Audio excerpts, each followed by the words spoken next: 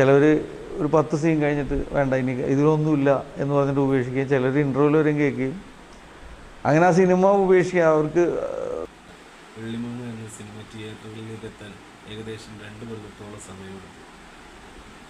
പല പ്രൊഡ്യൂസർമാരും ഡയറക്ടർമാരും ഒഴിവാക്കിയ ആ സിനിമയുടെ വിശേഷങ്ങൾ നമുക്കൊന്ന് കേട്ടോ. വെള്ളിമൂങ്ങ ശരിക്കും പറഞ്ഞു കഴിഞ്ഞാൽ ഞാൻ സംവിധാനം ചെയ്യാൻ വേണ്ടിയിട്ട് വന്നൊരു അല്ലെങ്കിൽ തുടങ്ങിയൊരു സിനിമയൊന്നുമല്ല.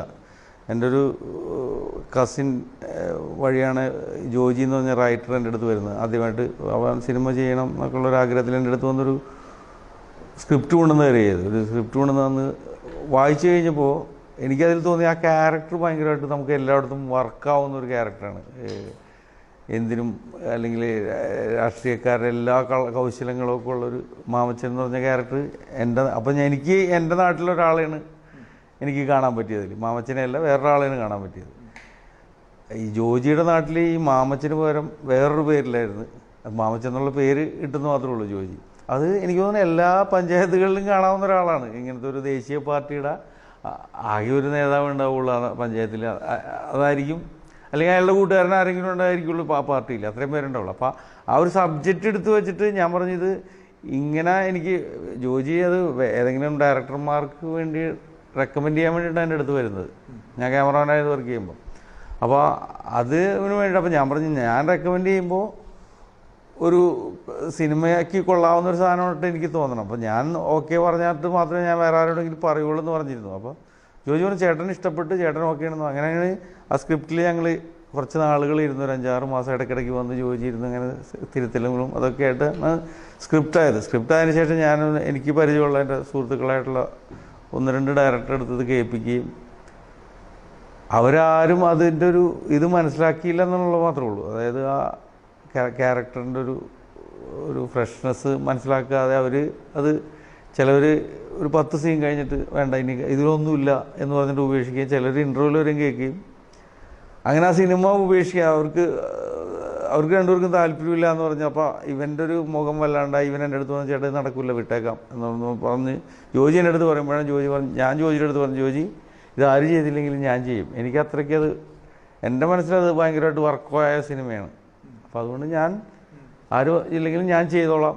അപ്പോൾ ഞാൻ പറഞ്ഞു ഇനി നമുക്ക് ഡയറക്ടർമാരുടെ അടുത്തൊന്നും പറയണ്ട, ഞാൻ തന്നെ ചെയ്യാൻ തീരുമാനിച്ചു. അങ്ങനെ തീരുമാനിച്ചിട്ട് ഞാൻ പറഞ്ഞു ഞാനിത് ആർട്ടിസ്റ്റിന് ആരാണെന്ന് ചോദിച്ചു. അപ്പോഴാണ് നമ്മൾ കാസ്റ്റിനെ കുറിച്ച് ആലോചിക്കുന്നത്. ജോജി പറഞ്ഞു ഇത് മമ്മൂക്ക ചെയ്താൽ നന്നാവില്ലേ എന്ന് ചോദിച്ചു. അപ്പോൾ ഞാൻ പറഞ്ഞു മമ്മൂക്ക ചെയ്താൽ നന്നാവും, മമ്മൂക്ക നല്ല ആർട്ടിസ്റ്റാണ്, നല്ല നമുക്ക്. പക്ഷേ മമ്മൂക്ക ഇതേപോലത്തെ ക്യാരക്ടേഴ്സ് ചെയ്തിട്ടുണ്ട്. ഇപ്പോൾ നമ്മുടെ ബാലചന്ദ്രമേനോൻ സാറിൻ്റെ പടത്തിലൊക്കെ അങ്ങനത്തെ ക്യാരക്ടർ, രാഷ്ട്രീയക്കാരൻ്റെ ക്യാരക്ടർ, ന്യായമക്തം, അങ്ങനത്തെ ക്യാരക്ടറുകളൊക്കെ ചെയ്തിട്ടുണ്ട്. ഇത് വേറൊരാളൊരു ഫ്രഷ് ആയിട്ടൊരാൾ ചെയ്താൽ അല്ലെങ്കിൽ അങ്ങനത്തെ ക്യാരക്ടറുകളൊന്നും ചെയ്യാത്ത ഒരാൾ ചെയ്താൽ അങ്ങനെയാണ്. അപ്പോൾ നമ്മൾ ഈ മറ്റേ സുഗീതിൻ്റെ പടമൊക്കെ കഴിഞ്ഞ് നിൽക്കുന്ന സമയമായിരുന്നു, മറ്റേ ഓർഡിനറി. മമ്മൂക്കയെ പറ്റിയുള്ള ചിന്തയും വിട്ടു.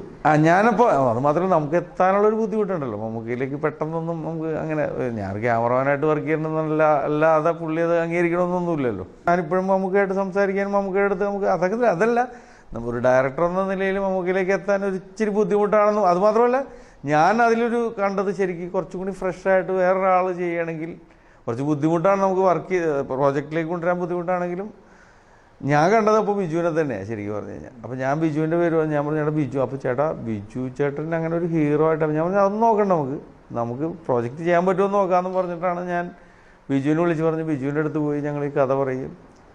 ബിജു അതിൽ ഇങ്ങനെ കഥ കേട്ടുകൊണ്ടിരിക്കുമ്പോഴൊക്കെ വളരെയേറെ ചെറിയ ചെറിയ ചിരികൾ. ബിജു ഒട്ടും അങ്ങനെ ഭയങ്കരമായിട്ട് ചിരിക്കാത്ത ഒരാളാണ്. അപ്പോൾ ഇടയ്ക്കിടയ്ക്ക് ഇങ്ങനെ ചിരിക്കുകയും അത് കഴിഞ്ഞ് സിനിമ സ്ക്രിപ്റ്റ് ഫുള്ള് കഥ കേട്ട് കഴിഞ്ഞിട്ട് പറഞ്ഞ് കെട്ടിപ്പിടിച്ചിട്ട് നമുക്ക് ഇവിടെ ചെയ്യാം. ഫുള്ളിരുന്ന് ഒറ്റടിക്ക് കേട്ടു. എനിക്ക് 2 മണിക്കൂറോളം ഇരുന്ന് കേട്ട് ഫുള്ളൊറ്റടിക്ക് കേട്ടു. ബിജുവിനത് ഞങ്ങൾ പറഞ്ഞ എല്ലാ സാധനങ്ങളും ബിജുവിന് കൃത്യമായിട്ട് വർക്കൗട്ടായി.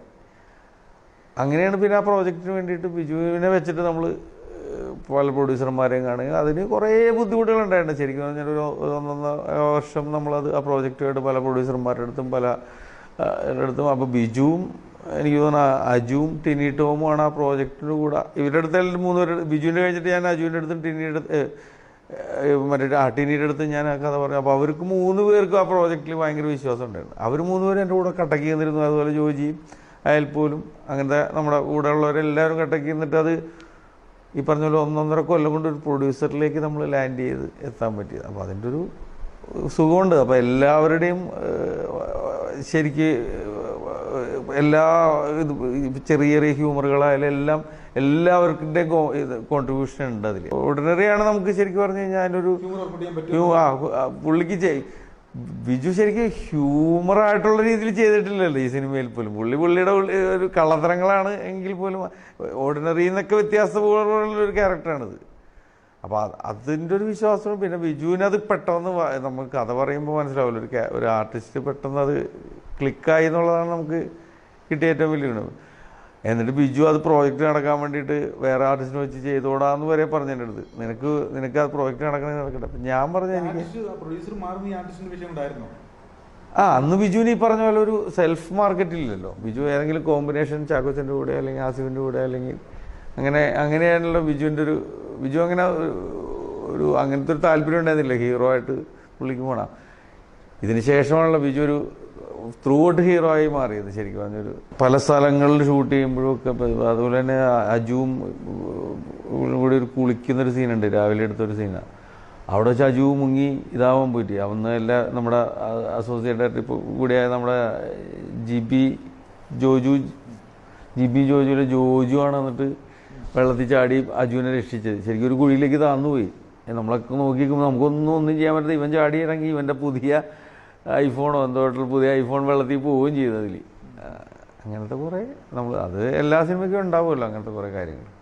ഈ ക്യാമറാമാനായിരുന്ന സേഫ് സോൺ അത് ഡയറക്ഷനായിരുന്നു അനുഭവിച്ച ഒരു ബുദ്ധിമുട്ടും കാര്യങ്ങളൊക്കെ ഏതായിരുന്നു? കുറച്ച് സേഫ് സോണൊന്നും പറയാനൊന്നിനുമില്ല. ശരിക്കും പറഞ്ഞാൽ നമ്മുടെ വർക്കുകൾ നന്നാവണം അല്ലെങ്കിൽ സിനിമകൾ ഓടണം, അല്ലാണ്ട് സേഫ് സോണൊന്നുമില്ല. ഇപ്പോൾ ക്യാമറമാനായാലും പിന്നെ ഇതിൽ സംവിധായകനാകുമ്പോൾ നമുക്ക് കുറച്ചും കൂടി ഭാരിച്ച ഉത്തരവാദിത്തമാണ്. സെറ്റിൻ്റെ മൊത്തം ഉത്തരവാദിത്തം അല്ലെങ്കിൽ സിനിമയുടെ മൊത്തം ഉത്തരവാദിത്തമാണ്. മറ്റേ ക്യാമറമാനാകുമ്പോൾ അത്രയൊന്നുമില്ല. നമുക്ക് നമ്മുടെ വിഷ്വൽ നന്നാക്കാനും അല്ലെങ്കിൽ സിനിമയിലെ ഫോട്ടോഗ്രാഫി നന്നാക്കാനുള്ള ശ്രമങ്ങൾ മാത്രം മതി. ഡയറക്ടറുടെ മാക്സിമം നിൽക്കുക എന്നുള്ളതാണ്. സംവിധായകനാകുമ്പോൾ എല്ലാത്തിൻ്റെയും സമാധാനം നമ്മൾ പറയണം. ഒരു സെറ്റിലൊരു ഒരാൾ തലയിറങ്ങി വീണാൽ പോലും നമുക്ക് അതിൻ്റെ ഒരു ഉത്തരവാദിത്തം ഉണ്ടല്ലോ. അതൊരു ഭാരിച്ച ഉത്തരവാദിത്തം തന്നെയാണ്.